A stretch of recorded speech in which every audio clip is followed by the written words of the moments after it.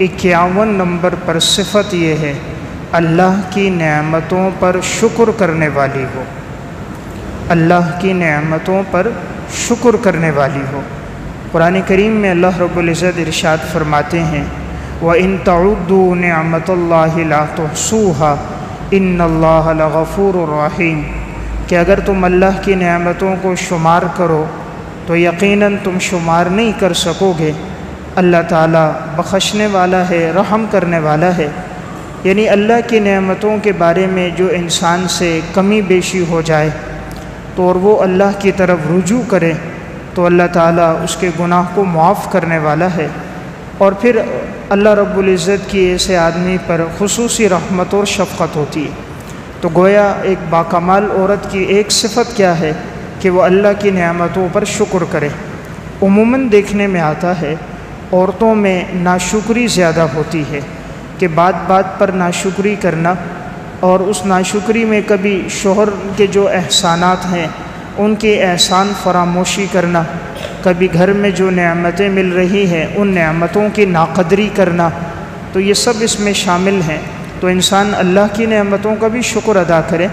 اللہ تعالیٰ نے جو ہر نعمت دی ہے یہ بہت بڑی نعمت ہے، اور ہر نعمت کی قدر تب آتی ہے جب وہ نعمت انسان سے چھین لی جائے یا وہ نعمت باقی نہ رہے۔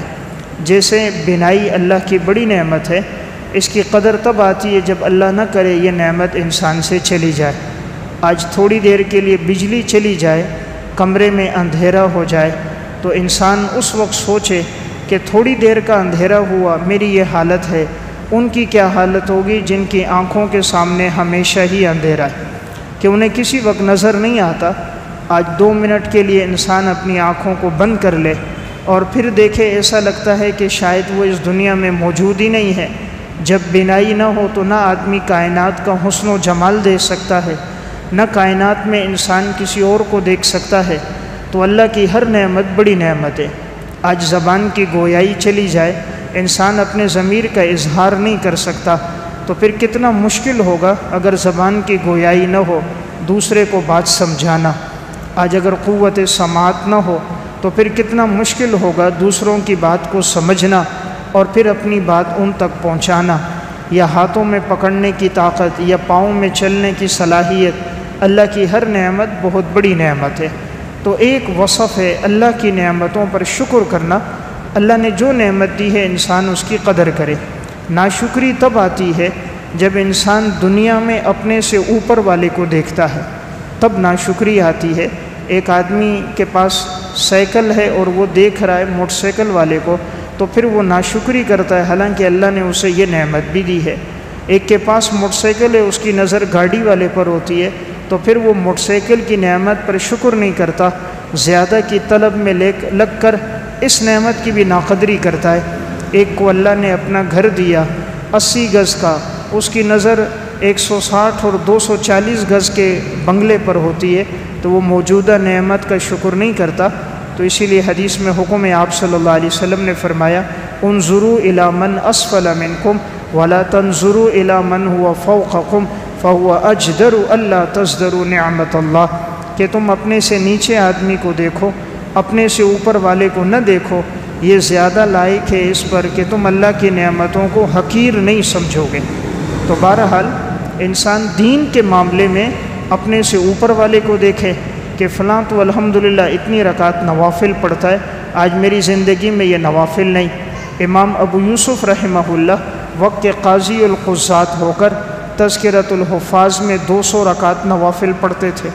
امام ابو قلابہ رحمۃ اللہ علیہ حیات الحیوان میں علامہ دمیری نے لکھا روزانہ 400 رکعت نوافل پڑھتے تھے۔ امام احمد بن حنبل روزانہ 300 رکعت نوافل پڑھتے تھے۔ حضرت حفصہ بنت سیرین روزانہ نصف قرآن تلاوت کرتی تھیں۔ تو جب انسان ان لوگوں کو دیکھتا ہے پھر اپنی حالت کہ آج تو مہینوں گزر گئے ہمیں قرآن کی تلاوت کی توفیق نہیں، اور یہ وہ لوگ ہیں کہ جو یومیہ ایک قرآن کریم پڑھ رہے ہیں۔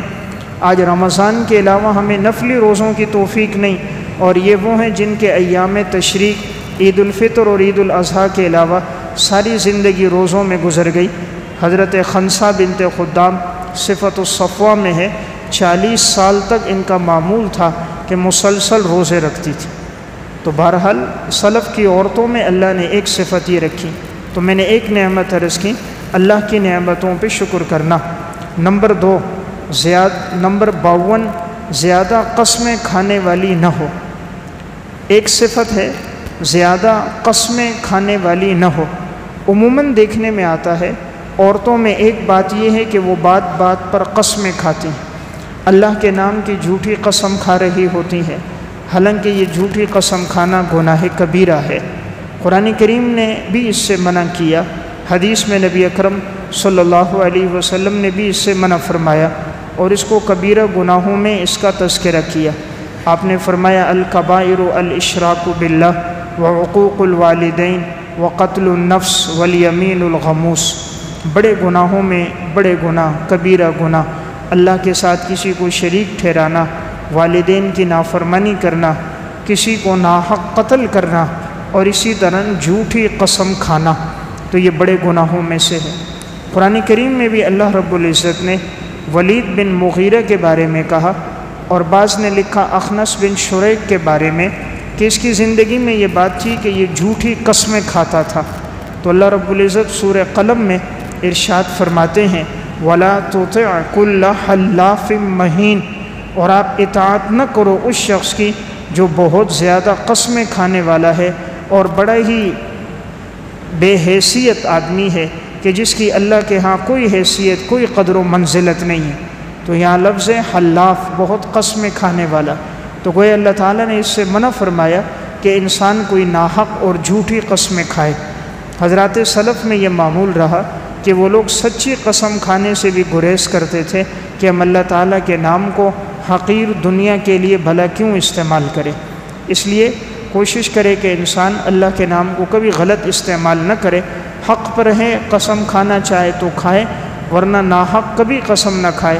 اس کا وبال آخرت میں تو ہوتا ہی ہے، بسا اوقات دنیا میں بھی اس کا وبال سامنے آ جاتا ہے۔ تو عورتوں میں چونکہ یہ غفلت اور یہ کمی کوتاہی زیادہ ہے کہ وہ بات بات پہ قسمیں کھاتی ہیں، اس لیے اس گناہ سے بھی اپنے آپ کو بچایا جائے۔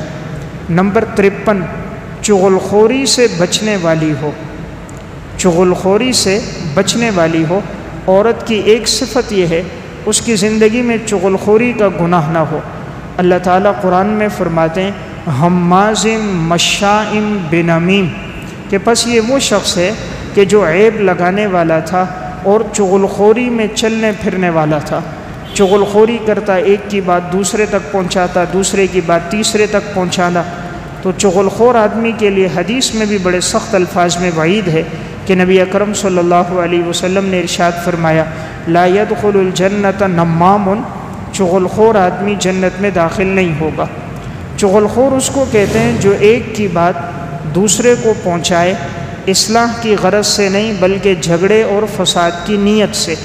ایک کی بات دوسرے تک پہنچا رہا ہے کہ فلاں آپ کے بارے میں یہ کہتا ہے، پھر اس کی بات اس تک پہنچاتا ہے کہ یہ آپ کے بارے میں یہ کہتا ہے، دو باتیں اپنی طرف سے لگا لیتا ہے تاکہ ان کے درمیان میں جھگڑا اور فساد ہو جائے، ناچاکی ہو جائے۔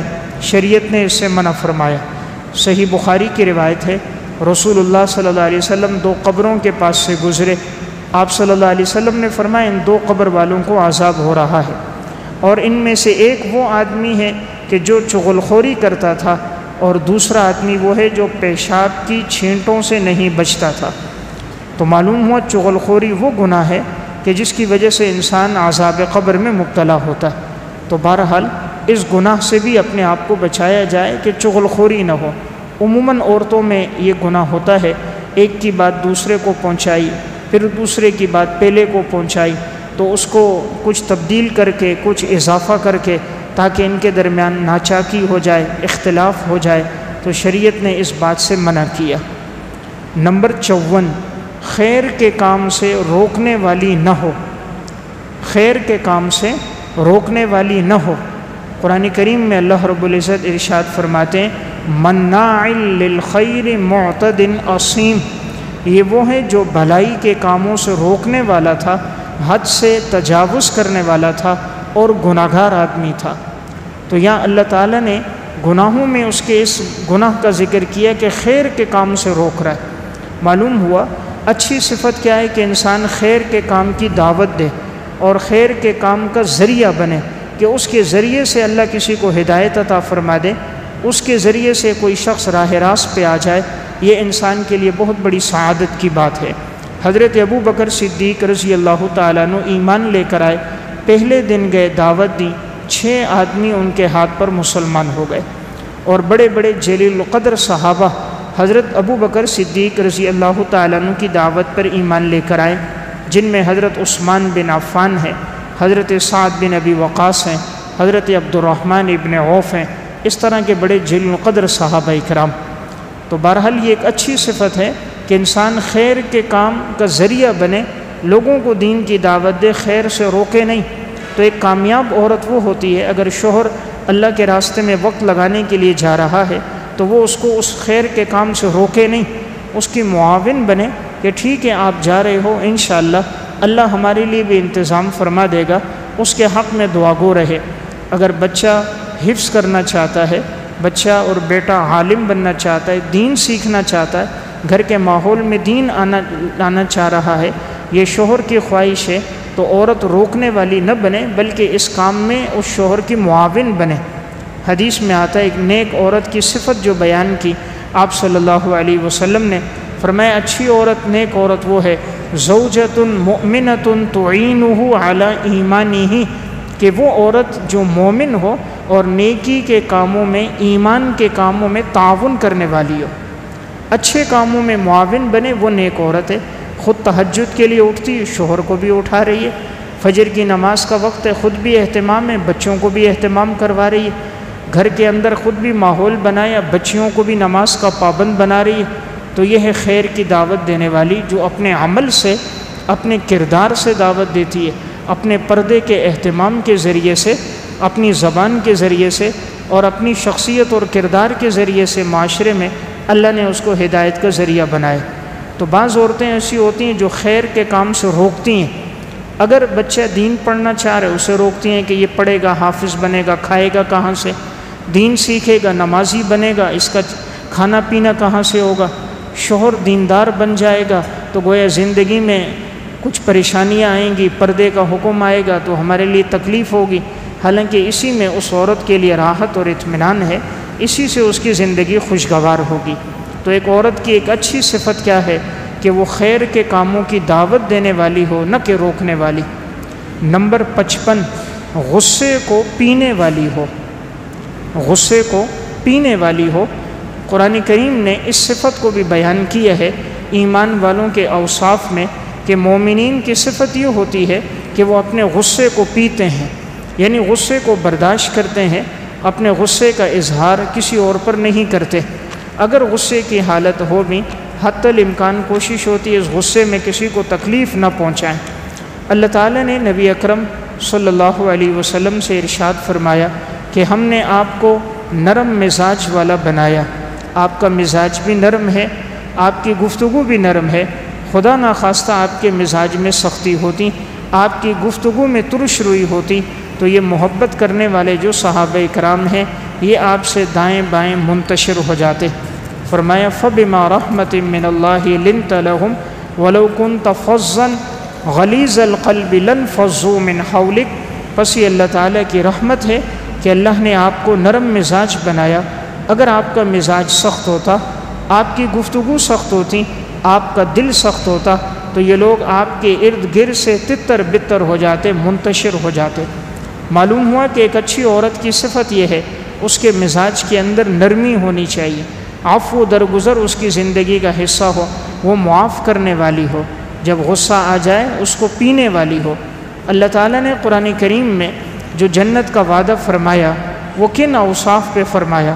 وَسَارِعُوا إِلَى مَغْفِرَةٍ مِّن رَبِّكُمْ وَجَنَّةٍ عَرْضُهَا السَّمَاوَاتُ وَالْأَرْضُ، اور تم سبقت کرو اللہ کی بخشش کی طرف اور اس جنت کی طرف جس کی چوڑائی آسمان اور زمین کے برابر ہے، اعدت للمتقین، جو پرہیزگاروں کے لیے تیار کی گئی ہے۔ الذین ينفقون فی السراء والضراء، یہ وہ لوگ ہیں جو تنگ دستی میں بھی خرچ کرتے ہیں، خوشحالی میں بھی خرچ کرتے ہیں، والکاظمین الغیظ، اور اپنے غصے کو پینے والے ہیں۔ تو معلوم ہوا ایمان والی عورت کی صفت کیا ہے؟ غصے کو پینے والی ہو۔ عموماً انسان اپنی زندگی میں جو غلط فیصلے کرتا ہے وہ یا غصے کی حالت میں ہوتے ہیں یا شہوت کی حالت میں ہوتے ہیں. اس لیے اگر انسان اپنی زندگی اعتدال پر گزارے تو ایسے غلط فیصلوں سے محفوظ رہے گا. اور پھر اس کا نقصان زندگی بھر ہوتا ہے. غصے میں گھر والی کو طلاق دے دی، زندگی بھر پچھتاوا ہوتا ہے. غصے میں عورت نے طلاق کا مطالبہ کر دیا، مرد نے جذبات میں دے دی. اب بچے ہوتے ہیں چھوٹے چھوٹے، ان کی زندگی برباد ہو جاتی ہے. میاں بیوی دونوں کے لیے مستقبل کی زندگی بڑی ناچاکی میں، تکلیف میں، مشقت میں گزرتی ہے. اس لیے شریعت نے مرد کو بھی حکم دیا کہ وہ بھی غصے کو پیے، عورت کو بھی حکم ہے کہ وہ بھی غصے کو پینے والی ہو. تو بہرحال 55 نمبر پر صفت ہے والکاظمین الغیظ، غصے کو پینا. نمبر 56 معاف کرنے والی ہو. نمبر 56 معاف کرنے والی ہو. عورت کی ایک صفت کیا ہے کہ وہ معاف کرے، یعنی اگر اسے کسی پر غصہ آ بھی جائے تو اللہ کی رضا کے لیے معاف کرے. اللہ تعالیٰ قرآن کریم میں فرماتے ہیں والعافین عن الناس، لوگوں کو معاف کرنے والے ہیں. مومن لوگوں کی صفت کیا ہے؟ وہ لوگوں کو معاف کرتے ہیں، یعنی قادر ہو کر بدلہ لینے پر قدرت بھی ہے، اس کے باوجود آدمی معاف کرے. اللہ تعالیٰ کو یہ صفت بڑی پسند ہے.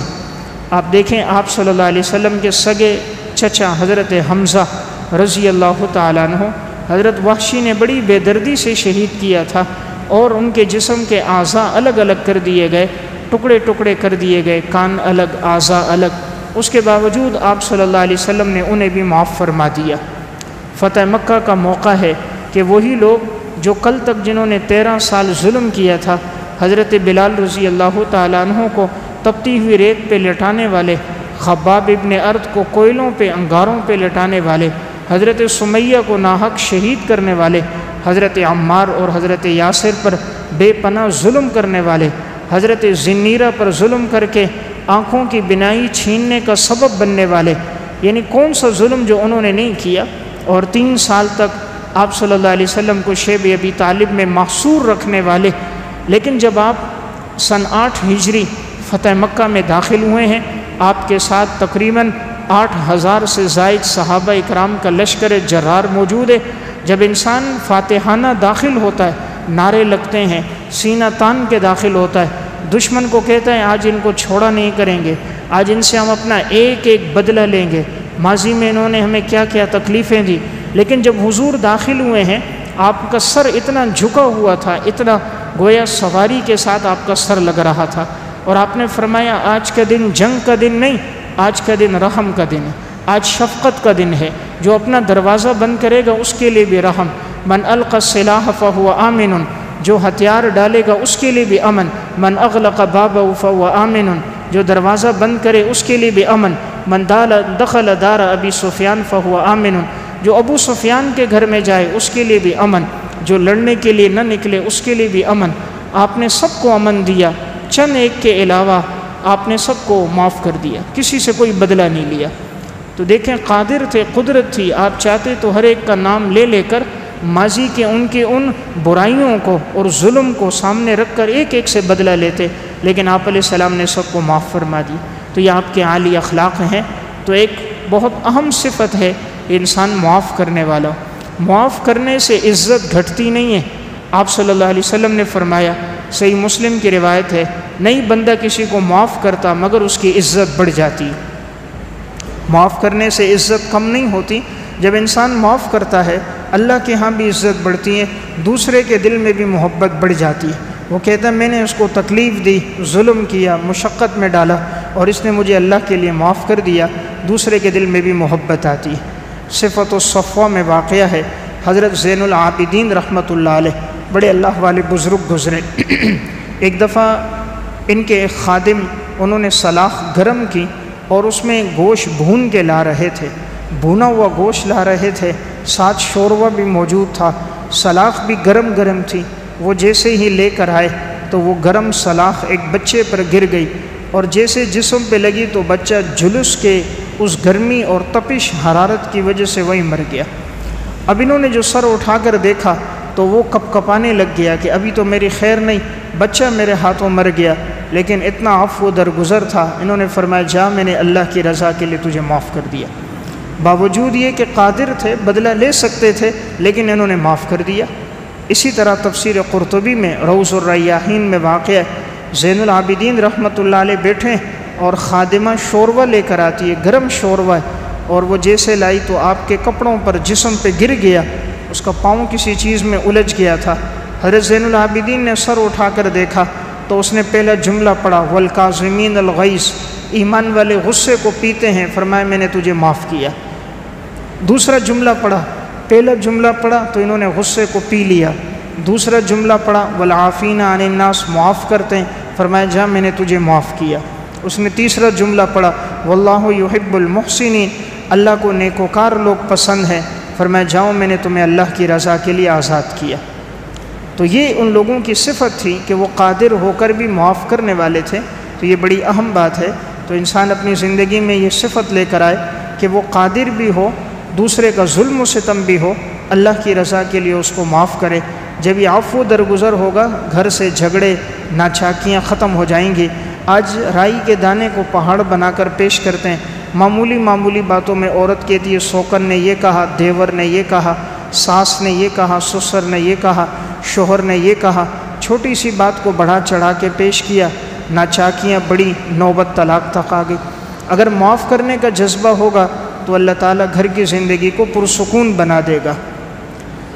نمبر 57، گناہوں پر استغفار کرنے والی ہو، گناہوں پر استغفار کرنے والی ہو۔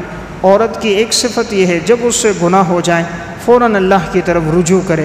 والذین اذا فعلوا فاحشۃ او ظلموا انفسهم، ایمان والے لوگ وہ ہیں اگر ان سے کسی بے حیائی کے کام کا ارتکاب ہو جائے یا اپنے اوپر ظلم کر دیں۔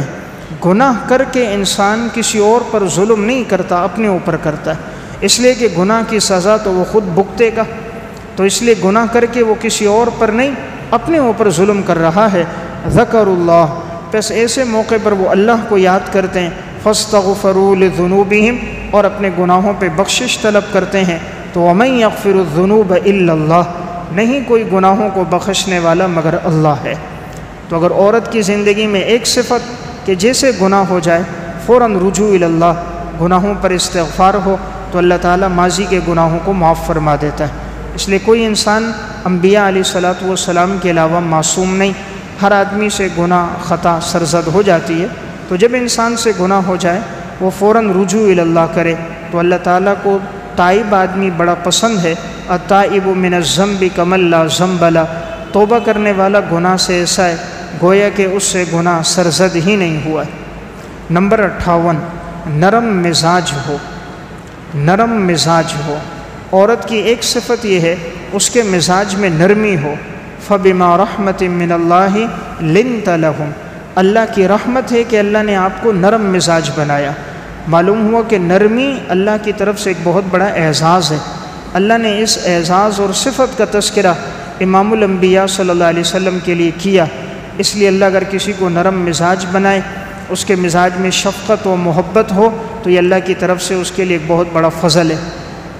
حدیث میں آتا ہے رسول اللہ صلی اللہ علیہ وسلم نے فرمایا، ان اللہ رفیق یحب الرفق ویعطی علی الرفق ما لا یعطی علی العنف، اللہ نرم مزاج نرمی کو پسند کرتا ہے، نرمی پہ وہ دیتا ہے جو اللہ سختی پہ نہیں دیتا۔ اس لیے اگر شوہر کے مزاج میں نرمی ہو، بیوی کے مزاج میں نرمی ہو، گھر کی زندگی پرسکون ہوتی ہے۔ جھگڑے تب ہوتے ہیں جب معمولی بات کو بڑھا چڑھا کے پیش کیا جائے، ناچاکی اور جھگڑے کے لیے جانبین سے وہ تیار ہو جائیں، تو پھر نقصان اپنا ہوتا ہے، بعد میں پچھتاوا ہوتا ہے۔ تو بہرحال یہ ایک اہم صفت ہے، نرم مزاجی ہو۔ نمبر 59، اہم معاملات میں مشورہ کرنے والی ہو، اہم معاملات میں مشورہ کرنے والی ہو۔ قرآن کریم میں اللہ رب العزت نے نبی اکرم صلی اللہ علیہ وسلم سے فرمایا، وَشَاوِرْهُمْ فِي الْأَمْرِ، آپ اہم معاملات میں ان صحابہ اکرام سے مشورہ کریں۔ حالانکہ رسول اللہ صلی اللہ علیہ وسلم کو تو ضرورت نہیں، لیکن اس کے باوجود یہ امت کو بتانا تھا کہ امام الانبیاء کا مقام مرتبہ اتنا بلند ہے، لیکن انہیں بھی اللہ رب العزت نے فرمایا کہ آپ بھی صحابہ اکرام سے مشورہ لیا کریں۔ تو آپ علیہ الصلاۃ والسلام بھی صحابہ سے رائے لیتے تھے۔ بدر کے قیدیوں کا مسئلہ آیا، آپ نے صحابہ سے مشورہ لیا، کہ ان کو معاف کریں، فدیہ لیں یا ان کو قتل کریں۔ خندق کھودنے کی باری آئی، آپ نے مشورہ لیا خندق کھودیں یا نہیں، یہاں رہ کر مدینہ میں لڑیں یا مدینہ سے باہر نکل کر لڑیں۔ ام المومنین حضرت عائشہ رضی اللہ تعالیٰ عنہ پر الزام لگا، آپ نے صحابہ اکرام سے مشورہ لیا، تم کیا رائے دیتے ہو؟ حضرت اسامہ بن زید سے، حضرت علی سے، حضرت بریرہ رضی اللہ تعالیٰ عنہ سے۔ تو بہرحال آپ صلی اللہ علیہ وسلم جب تک وحی نہیں آئی ہوتی اور کسی کام میں مشورے کی ضرورت پیش آتی تھی تو آپ مشورہ لیتے تھے۔ اسی طرح حضرات صحابہ اکرام بھی اہم معاملات میں مشورہ لیتے ہیں۔ تو جس گھر میں مشورے کا اہتمام ہو کہ کام مشورے سے ہو، وہاں عموماً جھگڑے نہیں ہوتے، ناچاکیاں نہیں ہوتی، اتفاق رائے سے جو باتیں ہوتی ہے اس میں سکون اور اطمینان ہوتا ہے۔ اب ایک شوہر اگر فیصلہ کرے ایک جگہ رشتہ دینا ہے، وہ اپنی مرضی سے دے رہا ہے، یا بیوی کہے میں نے رشتہ اپنے رشتہ داروں میں کرنا ہے، اپنی بہن کے بیٹے کو دینا ہے، اپنے بھتیجے کو دینا ہے، اپنے بھانجے کو دینا ہے، شوہر کہے نہیں میں نے ادھر دینا ہے، اگر ناچاکی کے ساتھ یہ معاملات طے ہوں گے تو اس میں سکون نہیں ہوگا۔ مستقبل میں پھر ایک دوسرے کو تانے دیں گے، تم نے اپنی مرضی سے کیا تھا اس لیے یہ ہوا۔ اس لیے بہتر ہے جو معاملات ہوں مشورے سے طے ہوں۔ مشورے میں اللہ نے برکت یہ رکھی ہے کہ تصویر کا ہر رخ سامنے آ جاتا ہے، ساری باتیں کھل کے سامنے آتی ہیں۔ مشورہ نہ ہو اس کی مثال جیسے ایک دیا جل رہا ہے، ایک آدمی کی عقل، جب مشورہ ہوتا ہے 8-10 آدمیوں کی عقل سامنے آتی ہے، گویا 10 بلب جل جاتے ہیں، تو کوئی چیز مخفی نہیں رہتی، ہر چیز نظر آتی ہے۔ ایک ہے کہ ایک بلب کی روشنی میں کسی چیز کو دیکھا جائے، اور ایک ہے کسی چیز کو مختلف بلب کی روشنیوں میں دیکھا جائے تو اس میں کوئی خفا نہیں رہتا، وہ زیادہ بہتر ہوتی۔ تو بہرحال ایک صفت ہے اہم معاملات میں مشورہ ہو۔ نمبر 60، اللہ پر بھروسہ کرنے والی ہو۔ عورت کی ایک صفت اللہ پر بھروسہ کرنے والی ہو، اس کی زندگی میں توکل ہو۔ اللہ رب العزت فرماتے ہیں فَإِذَا عَزَمْتَ فَتَوَكَّلْ عَلَى اللَّهِ إِنَّ اللَّهَ يُحِبُّ الْمُتَوَكِّلِينَ۔ جب کسی کام کا پختہ ارادہ کر دو، اللہ پر بھروسہ کرو، یقیناً اللہ تعالیٰ بھروسہ کرنے والے لوگوں کو پسند فرماتا ہے۔ تو اللہ تعالیٰ کو متوکلین بڑے پسند ہیں۔ تذکرۃ الاولیاء میں واقعہ ہے، حضرت ابو شجاع کرمانی رحمۃ اللہ علیہ بڑے اللہ والے بزرگ نیک آدمی گزرے۔ اس دور میں شاہ کرمان نے ان کی طرف پیغام بھیجا کہ میں آپ کی بیٹی کا نکاح کرنا چاہ رہا ہوں اپنے بیٹے سے۔ اب وہ کرمان کے بڑے آدمی تھے، اس دور کے بادشاہ تھے۔ حضرت ابو شجاع کرمانی کو پتہ چلا تو اب یہ تلاش میں تھے کوئی نیک رشتہ ملے، کوئی متقی آدمی، تو میں اپنی بیٹی کا رشتہ اس کے ساتھ کرا دوں۔ اب یہ تلاش میں ایک دن گزرا، دوسرا دن گزرا، دیکھا ایک مسجد میں نیک صالح متقی نوجوان نظر آیا جو اس کی زندگی عبادت اور ریاضت میں گزر رہی تھی۔ یہ اس کے پاس آئے، کہا بیٹا نکاح ہوا ہے؟ کہا نہیں ہوا۔ کہا نکاح کی خواہش ہے؟ کہا ہے تو صحیح، لیکن مجھے کون لڑکی دے گا؟ میں تو ایک اجنبی ہوں، یہاں مسافر ہوں۔ انہوں نے فرمایا اگر میں اپنی بیٹی کا نکاح کروں کیا تم راضی ہو؟ تو وہ آگے سے خاموش ہو گئے، تو سمجھ گئے کہ وہ راضی تھے۔ تو یہ گھر گئے، ابو شجاع کرمانی رحمۃ اللہ علیہ نے بیٹی سے کہا بیٹی میں نے ایک رشتہ دیکھا ہے، نیک صالح نوجوان ہے اور بڑا متوکل آدمی ہے، میں نے دیکھا ہے اس کی زندگی توکل میں عبادت میں لگا ہوا ہوتا ہے، میں نے اس کے ساتھ تمہارا رشتہ کیا۔ بیٹی رشتے پہ راضی تھی، نکاح ہو گیا۔ اب جب ایک کمرہ انہوں نے اس کے لیے لیا، اس کمرے میں اپنی بیٹی کو ان کے ساتھ رکھا۔ جب بیٹی وہاں اندر گئی تو کیا دیکھا کہ ایک گلاس ہے، اس میں پانی ہے اور اس کے اوپر ایک روٹی کا ٹکڑا رکھا ہوا ہے۔ تو انہوں نے اپنے شوہر نوجوان سے پوچھا کہ یہ روٹی کا ٹکڑا کیوں رکھا ہوا ہے؟ اس نے کہا یہ روٹی میں نے کھائی تھی تو تھوڑی روٹی بچ گئی اور میں نے چاہا کہ رات کو یہ روٹی کام میں آ جائے گی، رات کھانے میں استعمال ہو جائے گی، اس لیے میں نے اس روٹی کو رکھ دیا۔ تو اس لڑکی نے چادر ڈالی، گھر سے نکلنے لگی۔ اس نے کہا میں نے تو پہلے کہا تھا میرے ساتھ کیسے نباہ ہوگا، میں تو ایک غریب آدمی ہوں اور میرا کوئی ذریعہ آمدنی نہیں، اور تم تو ابو شجاع کرمانی کی بیٹی ہو۔ اس نے کہا یہ بات نہیں، مجھے والد نے کہا تھا وہ متوکل ہے، تم رات کے لیے روٹی بچا کے رکھتے ہو، تمہارا اللہ پہ توکل نہیں ہے؟ جس رب نے دوپہر کو کھلایا وہ رات بھی کھلائے گا، جس رب نے 30 سال اب تک کھلایا وہ کل بھی کھلائے گا۔ تو تمہیں چاہیے تو جو کھایا وہ کھا لیا، جو بچا وہ اللہ کے نام پہ صدقہ کر دیتے۔ یہ اونچے درجے کا ایمان ہے۔ ہم لوگ اس درجے کے لوگ نہیں ہیں۔